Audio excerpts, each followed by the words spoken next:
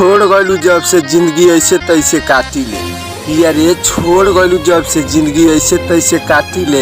एक करे जाहे नितेशवा के दिल कैसे तोड़लू साला 5 रुपया का फेविकॉल किन के साटी ले दिल तुर तारू बन के खास गोरी अब होई ना केहू पर विश्वास गोरी सुनो और कुछ जाने महंगा दिहा सीना फाड़ के ले जा फाड़ के काढ़ के दिलावा हो मारो के सजावट में